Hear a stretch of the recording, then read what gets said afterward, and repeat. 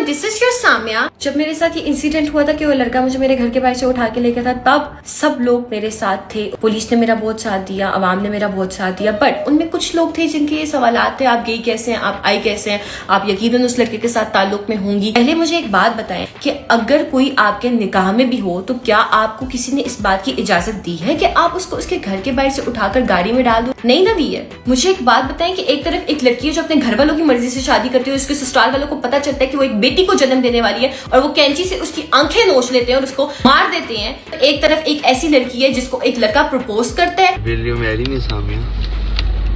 यार नहीं, उससे शादी की बातें करते हैं। जब हम रिश्ते भी करते हैं ना तो हम टाइम जरूर लेते हैं, और उस टाइम के अंदर उसको ये पता चलता है कि वो लड़का एब्यूसिव, मारने वाला है, और वो उससे शादी से इनकार करती है और वो लड़का उसको उसके घर के बाहर से उठाकर ले जाता है। तो क्या वो लड़की ठीक है या गलत है? क्या मैं वो लड़की बन जाती कि मैं उससे शादी करती और उसके बाद वो मेरा वो हशर करता? या ये बेहतर है कि मैं आज अपने हक के लिए लड़ रही हूँ? When Hasan Zahid propose me, तो मैंने उनसे 5 से 6 साल मांगे थे शादी के लिए। उनकी फैमिली को भी ये बात पता, और हमारी फैमिलीज कनेक्टेड थी। वो अपनी वालदा को मेरे घर भेजना चाहते थे। वो मेरे ऊपर इल्जामात लगा रहे हैं कि मुझसे कुछ पैसे लिए हैं, उसने ये किया, उसने वो किया। उन्होंने मुझे आज तक सवाए उस गोल्ड की अंगूठी के जो उन्होंने मुझे मंगनी के तौर पर पहनाई थी, इसके अलावा कभी कोई तोहफा नहीं दिया, कभी कोई तहाइफ नहीं दी है। On the other side Hasan Zahid खुद भी एक चोर है, जिनके ऊपर ऑलरेडी ये केसेस चल रहे हैं। 2-3 गाड़ियां उनकी निकली हैं चोरी की, उन्होंने किसी का 50 लाख रुपया खाया है। सारे केसेस हसन जाहिद के ऊपर मौजूद है। और अब हसन जाहिद जैसे बंदे से आप ये एक्सपेक्ट कर रहे हैं कि वो सामिया हिजाब, जो कि एक इन्फ्लुएंसर है, हर चीज सोशल मीडिया पे पोस्ट करती है, अपना कमाती है, उन्होंने हसन से कोई पैसे लिए होंगे,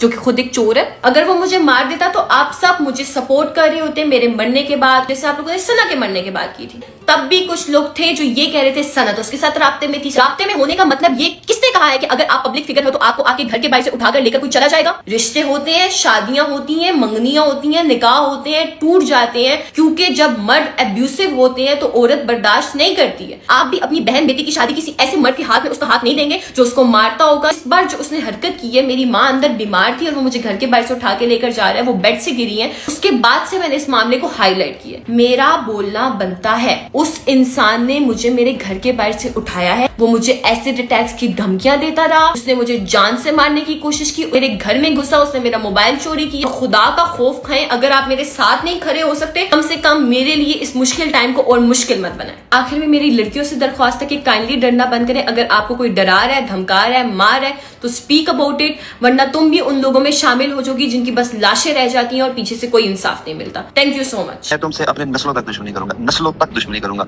नस्लों तक। नहीं तो दुश्मनी है किस चीज की? मैं आ रहा हूं तुम्हारी तरफ। आ जाओ, आ जाओ, रिंग लेके बाहर खड़ी हो जाओ। आ जाओ।